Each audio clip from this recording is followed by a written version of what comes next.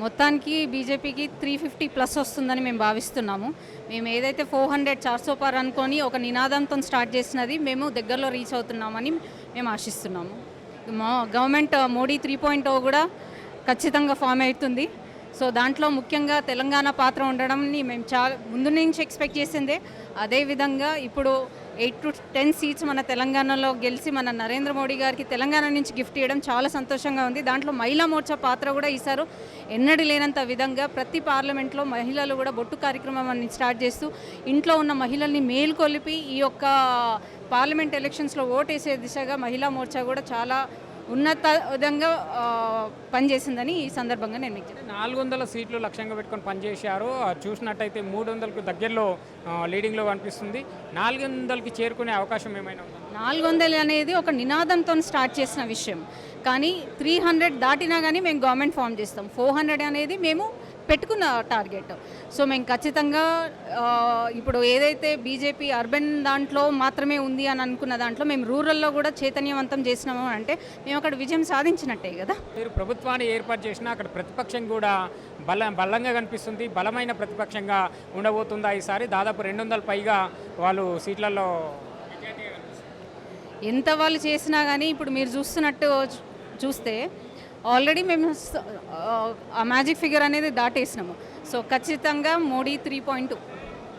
తెలంగాణలో ఎట్లుంది మేడం? చూసుకుంటే కాంగ్రెస్ బీజేపీ మధ్యలో పోటా అనిపిస్తుంది. అక్కడ బీఆర్ఎస్కి ఒక్క సీటు కూడా వచ్చే అవకాశం లేదు. 2 సార్లు ప్రభుత్వంలో ఉన్న బీఆర్ఎస్కి పార్టీ ఇక్కడ విఫలమైనట్టేనా? ఇంకా బీఆర్ఎస్ గురించి మాట్లాడడం వేస్ట్ అండి. అదొక అయిపోయిన చాప్టర్. సో ఇప్పుడు 6 గ్యారంటీల మీద ఏదైతే కాంగ్రెస్ వాళ్ళ వైఫల్యం వాళ్ళే చూపించుకున్నారు. 6 గ్యారంటీలో ఒక్కటి కూడా అమలు కాలేదన్న ప్రజలు చాలా తొందరగా గ్రహించారు. దాన్ని ముందుకు తీసుకెళ్తూ బీజేపీని పెద్ద సంఖ్యలో గెలిపించే విధంగా రూరల్లో కూడా ఈసారి పెద్ద ఎత్తున ఓటింగ్ జరిగింది. అంటే దీన్ని బట్టి చూసుకోవచ్చు రానున్నది బీజేపీ ప్రభుత్వం. సౌత్లో కూడా బీజేపీ స్టార్ట్ అయింది. సో ఈ యొక్క గెలుపుని ఇంకెవరు ఆపడం కూడా జరగదు ఇక ముందు. అక్కడ బీజేపీ కాంగ్రెస్ పోటా కనిపిస్తుంది. డబుల్ జీడీస్ ఎవరికి వచ్చే అవకాశం ఉందా? ఇప్పుడు ఏదైతే కాంగ్రెస్ ఇప్పుడు ఇంకా చాలా రౌండ్స్ ఉన్నాయి. ఇప్పుడు ఒక 4 రౌండ్స్ 5 రౌండ్స్ కంప్లీట్ అయినాయి. కాబట్టి ఇప్పుడే మనము డిక్లేర్ చేయలేము ఏంటి అనేది. ఖచ్చితంగా ఇప్పుడు మనము బీజేపీ ఫిగర్ అయితే దాటేసాం కాబట్టి ఇక మీద ఏ వచ్చినా కూడా అవి మనం గుడ్ ఫిగర్ కిందనే మనము ఆశించవచ్చు. ఖచ్చితంగా 350 సీట్లు బీజేపీ కైవసం చేసుకుంటుంది అనేది మేము కోరుకుంటాం. తెలంగాణలో చూసుకుంటే గతంతో పోల్చుకుంటే ఈసారి సీట్లు పెరిగే అవకాశం ఉందనుకోవచ్చా? ఇక్కడ ఓటింగ్ శాతం కూడా పెరిగింది అనుకోవచ్చా? ఇక్కడ మొన్న జరిగిన అసెంబ్లీ ఎన్నికల్లో కానీ ఇప్పుడు పార్లమెంట్ ఎన్నికల్లో కానీ ఖచ్చితంగా అండి. ఏంటంటే ఇప్పుడు సౌత్ సైడు బీజేపీ ప్రభావం ఉండదు అని అనేది పక్క పార్టీలు ప్రచారం చేసి వాళ్ళే మాకు పబ్లిసిటీ చేసినారు. కాబట్టి ఈసారి రూరల్ సైడ్ ఓటింగ్స్ కూడా అంటే బీజేపీ అంటే తెలియని వాళ్ళు కూడా బీజేపీ రావాలి, నరేంద్ర మోడీ ఉండాలి, నరేంద్ర మోడీ విశ్వగురువు కావాలి. ఏదైతే మనము 500 సంవత్సరాల రామమందిర కళను కూడా మనకు నరేంద్ర మోడీ గారు నెరవేర్చారు. కాబట్టి బీజేపీ ఉంటేనే మనకి ఖచ్చితంగా బాగుంటుంది, మన దేశం బాగుంటుంది అని చెప్పేసి ప్రతి ఒక్క అంటే పేదింటి మహిళ కానించి పెద్దింటి మహిళ వరకు కూడా అందరూ ఆశించినారు. అదేవిధంగా ఫలితాలు కూడా మనం చూసుకుంటా ఉన్నాము. ఆంధ్రప్రదేశ్లో చూసుకుంటే కూడా బీజేపీ కొంతవరకు 7-8 సీట్లలో లీడింగ్లో ఉంది. ఎట్లా చూడొచ్చు మేడం? ఈసారి ఆంధ్రాలో కూడా బీజేపీ ప్రభావం ఉన్నది. తను అందరు చెప్పినట్టు ఖచ్చితంగా ఈసారి సౌత్లో బీజేపీని గెలుచుకుంటాం. డబల్ ఇంజన్ సర్కార్ తేవడానికి కూడా అది దోహదపడుతుంది. ఖచ్చితంగా వస్తుంది. మనకు స్పష్టంగా తెలుస్తుంది. ఈరోజు ఎమ్మెల్యే స్థానాలు, ఎంపీ స్థానాలు కూడా ఆంధ్రాలో రావడం జరిగింది. చాలా సంతోషంగా ఉంది. ఆంధ్రప్రదేశ్ లాంటి పెద్ద రాష్ట్రంలో మీరు అనుకున్న సీట్లు వచ్చినాయని అనుకోవచ్చా? రామమందిరం అంశం మీకు ఏమైనా కలిసి వచ్చింది అనుకోవచ్చా? దానిలో రామమందిర అంశం ప్రతి దాంట్లో కలిసి వచ్చింది. ఇప్పుడు దాంట్లో తగ్గుతున్నాయి, పెరగడం అనేది పెరుగుతాయి. ఇప్పటికీ కూడా ఇంకా జరిగేది ఉంది కాబట్టి, ఇంకా లెక్కింపు ఉంది కాబట్టి ఒకవేళ అది తగ్గినా కూడా అక్కడ ఉండే కూటమిలు అందరు దొంగలు ఊరు పంచుకున్నట్టు మనం చూస్తూనే ఉన్నాం. ప్రతి ఒక్కరు అందరు కలిసి అక్కడ ఇది చేస్తూ ఉన్నారు. అంటే మోడీ గారు వేవిని తట్టుకోవడానికి వీళ్ళందరూ గుంపులుగా ఏకమై ఇండియా పేరుతో ఒక కూటమితో ఉన్నారు. అయినా ఎవరికేం ప్రభావం పడేది లేదు. మోడీ గారి ప్రభావం అనేది తగ్గేది లేదు. ఖచ్చితంగా ఇక్కడ మనకు గవర్నమెంట్ ఫామ్ అవుతుంది. అక్కడ ఏం జరుగుతుంది రానున్న రోజుల్లో ప్రజలే గ్రహిస్తారు దాన్ని. తెలంగాణలోని 17 స్థానాలలో హైదరాబాద్ పార్లమెంట్ నియోజకవర్గం కానీ అక్కడ ఉమ్మడి మహబూబ్నగర్ కానీ ప్రత్యేకమైన స్థానాలు అనుకోవచ్చు. అక్కడ ఉమ్మడి మహబూబ్నగర్ ఇప్పుడు ప్రస్తుత సీఎం రేవంత్ రెడ్డి గారి సొంత జిల్లా కాబట్టి అక్కడ బీజేపీ నుంచి డీకే అరుణ గారు ఉన్నారు. అక్కడ కాంగ్రెస్ బీజేపీ పోటా ఉంది. ఇక్కడ హైదరాబాద్లో చూసుకుంటే ఇక్కడ మాధవిలత వీళ్ళ అది ఎంతవరకు పై చేయండి? ఇప్పటికీ మార్నింగ్ నుంచి మనం చూస్తున్నామండి. ఖచ్చితంగా డీకే అరుణ గారు ముందంజలో ఉన్నారు. ఒక ఫస్ట్ లీడ్లో కాంగ్రెస్ని చూపించినా మరి ఇప్పటికీ కూడా మన డీకే అరుణ గారు ఉన్నారు. అక్కడ ఏది కాంగ్రెస్ ఉన్నా కూడా మహబూబ్ నగర్లో గతంలో అరుణక్క గారు జేజమ్మ పేరుతోటి ప్రసిద్ధిగాంచిన ఒక మహిళ, ఆల్రెడీ తను రాజకీయంలో ఉన్నామే, అక్కడ మంచి పేరు ఉన్నది తనకి. ఖచ్చితంగా తను లీడులో ఉన్నది, గెలుస్తుంది కూడా. పోతే హైదరాబాద్ పార్లమెంటుకి వస్తే మాధవిలత గారు కూడా టఫ్గా వస్తూ ఉన్నది. అదేంటంటే ఎంఐఎం పెడితే దాన్ని లీడులో చూపిస్తున్నారు, కానీ ఆమెది ప్రత్యేకంగా ఎన్ని ఓట్లతో ముందుకు వస్తున్నది అనేది కూడా మేము చూస్తూ ఉన్నాము. చివరి వరకైనా మేము ఖచ్చితంగా గెలుస్తామనే ఆశతో మేము ఉన్నాము.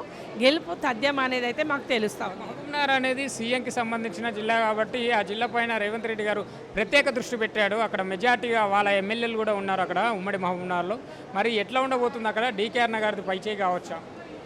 ఖచ్చితంగా డీకే అరుణక్క గారు గెలుస్తారు. రేవంత్ రెడ్డి గారిది అయినా కూడా ప్రజలకు ఒకటేనండి, ఏంటంటే మోడీ గారు రావాలి. మోడీ గారు రావాలంటే ఖచ్చితంగా భారతీయ జనతా పార్టీని గెలిపించాలి. అభ్యర్థి ఉన్న అక్కడ అరుణక్క గారు గతంలో అక్కడ స్థానికంగా ఉన్నవాళ్ళు కాబట్టి ఖచ్చితంగా తను గెలుస్తుంది. అది రేవంత్ రెడ్డి గారిది అయినా సరే, ఎందుకంటే ప్రజలకు నరేంద్ర మోడీ గారిని గెలుపు ముఖ్యంగా వాళ్ళు ముందుకెళ్తున్నారు కాబట్టి ఇంకా ఇప్పటి వరకు కూడా తనే లీడింగ్లో ఉన్నది, ఇంకా కూడా తనే లీడ్లో ఉంటుందని మేము ఆశిస్తున్నాం. మీరు అనుకున్న 400 సీట్లలో 300 పైగా సీట్లతోటి ప్రభుత్వాన్ని ఏర్పాటు చేసిన ఇక్కడ ప్రతిపక్షం కూడా ఇండియా కూటమి కూడా దాదాపు 200 పైగా సీట్లతోటి ప్రతిపక్షంగా ఉండబోతుందా? బలమైన ప్రతిపక్షంగా మారబోతుందా? వాళ్ళు కూడా గట్టి పోటీ ఇస్తున్నట్టే కనిపిస్తుంది. వాళ్ళది కూడా గట్టిపోటీ కనిపిస్తుంది. కనిపించినప్పటికీ వాళ్ళు ప్రతిపక్షంలో ఉన్నా కూడా వాళ్ళది ఒరిగేది ఏం లేదు. ఎందుకంటే మనం 300 పైచిలకంతో గతంలో కూడా మన ప్రభుత్వం ఏర్పాటు చేసినారు, ఇప్పుడు కూడా ఏర్పాటు చేస్తూ ఉన్నారు. ఎందుకంటే వాళ్ళు ఒక కూటమిగా ఏర్పడడం వల్ల ఒక స్ట్రాంగ్గా కనిపిస్తూ ఉన్నారు. కానీ Bharatiya Janata party single digit తోటి ముందుకు వస్తూ ఉన్నది, ఘన విజయం సాధిస్తూ ఉన్నది. ఎన్నడూ లేని విధంగా ఈరోజు తెలంగాణలో ముందుకు పోతున్నామంటే మీరు ఆశించారు, చూడొచ్చు. ఆంధ్రలో కూడా ఇది చేస్తూ ఉన్నది. నెక్స్ట్ మొత్తం సౌతే బీజేపీ గడ్డగా మారబోతూ ఉన్నది. దానికి మీరు పెట్టుకున్నటువంటి 400 సీట్ల లక్ష్యానికి వచ్చే మొత్తం ఫైనల్గా వచ్చే సీట్లు ఎన్ని అని భావిస్తారు? మేము ఖచ్చితంగా 300 పైన రావచ్చని ఆశిస్తున్నాము. వస్తాయి కూడా, ఎందుకంటే ఇప్పుడు ఆల్రెడీ 300 ఫిగర్ చూపిస్తూ ఉన్నది. మరి మనకు 3 గంటల వరకు ఖచ్చితమైన ఫిగర్ వస్తుందని భావిస్తూ ఉన్నాము.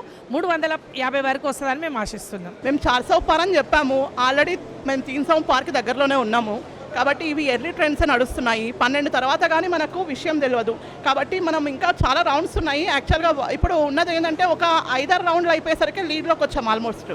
కాబట్టి ఇవాళ ఉన్న స్క్రీన్ పైన కనిపిస్తున్న నెంబర్లు కాదు, యాక్చువల్గా స్క్రీన్ పైన కనిపించే నెంబర్లు కాకుండానే వాస్తవంగా ఇవాళ బీజేపీ ఖచ్చితంగా ఎన్డీఏ కూటమి మొత్తం కూడా 350 ఖచ్చితంగా దాడుతుందని చెప్పేసి అనుకుంటున్నాం మేము. ఈసారి మూడోసారి అధికారంలోకి రాబోతున్న బీజేపీ ప్రభుత్వం ఈసారి 400 సీట్లను లక్ష్యంగా పెట్టుకుని పనిచేసింది కదా, మీరు అనుకున్న సీట్లని లక్ష్యాన్ని చేరే అవకాశం ఉందా? లక్ష్యం కోసమనే కదా ఖచ్చితంగా 400 సీట్లు పెట్టుకున్నాము అని అంటే ఒక లక్ష్యాన్ని నిర్ణయించుకొని మేము దానికోసం కష్టపడ్డాము. ఒక నెల రోజులు 2 నెలలు దానిపైనే ఖచ్చితంగా వర్కౌట్ అయితే చేస్తాం మేము. యాక్చువల్గా అంతిమంగా ప్రజల తీర్పు అన్నది ముఖ్యం అక్కడ. కాబట్టి మనము పార్టీగా ఎన్ని సీట్లను పెట్టుకున్నా కూడా ప్రజలు ఇచ్చే తీర్పుని బట్టే మన యొక్క రేపు కార్యాచరణ కూడా ఉండబోతోంది. 300 పైగా సీట్లతోటి ప్రభుత్వాన్ని ఏర్పాటు చేసినప్పటికీ ఇక్కడ ప్రతిపక్షం కూడా బలంగానే కనిపిస్తుంది. దాదాపు 200 పైగా సీట్లతోటి ఈసారి ప్రతిపక్షం బలంగా ఉండొచ్చా? ఎట్లా ఉండబోతుంది? అబ్సల్యూట్లీ నాట్ అండి. ఎందుకంటే ఇప్పుడు ఆల్రెడీ 3వసారి మేము ప్రభుత్వం ఏర్పాటు చేస్తున్నాము అని అంటే మ్యాజిక్ ఫిగర్ దాటినాం. ఇప్పుడు మేము ఎట్లా కూడా మ్యాజిక్ ఫిగర్ దాటిన తర్వాత ప్రతిపక్షం బలంగా ఉన్నా లేకపోతే పాలకపక్షం ఇంకా స్ట్రాంగ్గా ఉన్నా కూడా ఖచ్చితంగా నెక్స్ట్ గవర్నమెంట్ మాత్రం ఎన్డీఏదే ఖచ్చితంగా ఉండబోతుంది. అక్కడ తెలంగాణలో వస్తే 17 స్థానాలకు కాంగ్రెస్ బీజేపీ మధ్య పోటా ఉంది. 8 స్థానాల మధ్యలో అక్కడ ఎంఐఎం ఒకటి పోటింగ్లో ఉంది. బీఆర్ఎస్ గతంలో 2 సార్లు అధికారంలో ఉన్న బీఆర్ఎస్ ఒక్క స్థానంలో కూడా ముందు వరుసలో లేదు. ఎట్లా చూడొచ్చు దాన్ని? ఈ పార్లమెంట్ ఎన్నికల తర్వాత బీఆర్ఎస్ కనుమరుగయ్యే పరిస్థితి ఉందా తెలంగాణలో? ఇదంతా ఎట్లా ఉంది అని అంటే ఇప్పుడు ఒక పేకమేడ అనమాట. బీఆర్ఎస్ అన్నది ఒక పేకమేడ లెక్క కనిపించింది. 10 ఏళ్ళు అడ్డగోలుగా పాలన చేసిరు పార్టీ ఈ తెలంగాణలో వచ్చేసి. తర్వాత ఏమైంది? అసెంబ్లీ ఎన్నికలలో వాళ్ళను కంప్లీట్గా కూడా ప్రతిపక్షానికి పరిమితం చేసిరు. ఇవాళ ఎంపీ ఎలక్షన్లలో మొత్తానికి భూస్థాపితం చేయబోతున్నారు. ఇక కాంగ్రెస్ వచ్చిందంటే అక్కడ పరిస్థితి కారణం ఏంటంటే బీఆర్ఎస్ వాళ్ళు ఓడిపోవడం వల్ల కాంగ్రెస్ వచ్చింది. ఇక్కడ చెప్పాలి అని అంటే బీజేపీ ఖచ్చితంగా బలపడింది ఇక్కడ. బీజేపీ బలపడడంతో పాటు 8 ఎమ్మెల్యే స్థానాలే కాకుండా ఇప్పుడు 8 ఎంపీ స్థానాలు కూడా మాకు రాబోతున్నాయి ఖచ్చితంగా. కాబట్టి ఇక్కడ బీజేపీ బలపడింది, కాంగ్రెస్ బీఆర్ఎస్ రెండు కూడా వీక్ అయిపోయినాయి. 8-8తో పోటాపోటీ ఉన్నారు కదా, డబుల్ డిజిట్స్ ఎవరికైనా వచ్చే అవకాశం ఉందా ఇక్కడ కాంగ్రెస్ పార్టీకి కానీ ఇక్కడ బీజేపీకి కానీ? అదే చెప్పాను కదా, ఎర్లీ ట్రెండ్స్ ఉన్నాయి కాబట్టి డబల్ డిజిట్ అన్నది మనము కంప్లీట్ రిజల్ట్ వచ్చేంత వరకు వెయిట్ చేసి చూడాల్సి వస్తుంది. కాబట్టి ఇప్పటికిప్పుడు మనము మాకు ఖచ్చితంగా వస్తుంది అని మేము డెఫినెట్లీ అనుకున్నాం. ఖచ్చితంగా 10 నుంచి 12 సీట్లు తెలంగాణలో ఈసారి ఎంపీ సీట్లు బీజేపీకి రాబోతున్నాయని చెప్పేసి మా యొక్క నమ్మకం, గట్టి నమ్మకం ఉన్నది మాకు. కాబట్టి వెయిట్ చూద్దాము. ఇప్పటికైతే 8 లీడ్లో ఉన్నాయి కాబట్టి నెక్స్ట్ ఎర్లీ ట్రెండ్స్ అయిపోయిన తర్వాత ఏం జరుగుతుందో దాన్ని బట్టి ఉంటుంది. అసెంబ్లీ ఎన్నికలను చూసుకుంటే ఇప్పుడు పార్లమెంట్ ఎన్నికలను చూస్తే తెలంగాణలో బీజేపీ పార్టీ బలపడిందని అనుకోవచ్చా? ఓటు శాతం పెరిగిందని? 100%, 100కి 200% బలపడింది. ఎందుకోసం అని అంటే ఇప్పుడు ఓటింగ్ పర్సంటేజ్ పెరిగింది కదా, మాది గ్రౌండ్లో పర్సంటేజ్ పెరిగింది కాబట్టి కదా సీట్లు పెరిగినాయి మాకు. ఇప్పుడు లాస్ట్ ఇయర్లో మనకు 4 ఉన్నటువంటి ఎంపీ సీట్లు ఈసారి మనకు డబల్ డిజిట్ అవుతున్నాయి అని అంటే ఖచ్చితంగా బీజేపీకి ఓట్ షేర్ పెరిగిందనే కదా. తెలంగాణలో కూడా బీజేపీని ఆదరిస్తున్నారు.